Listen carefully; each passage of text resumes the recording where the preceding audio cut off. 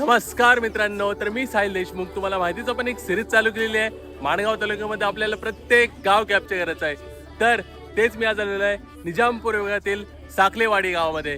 तर आपण बघूया या पाखराच्या डोळ्यांनी म्हणजेच ड्रोनच्या डोळ्यांनी साखलेवाडी गावावरून कसा दिसतोय.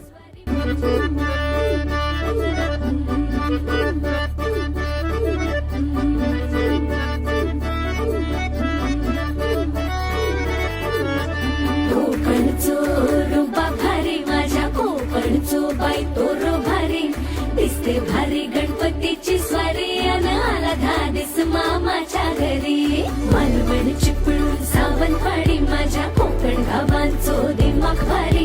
दिसते भारी गणपतीची स्वारी.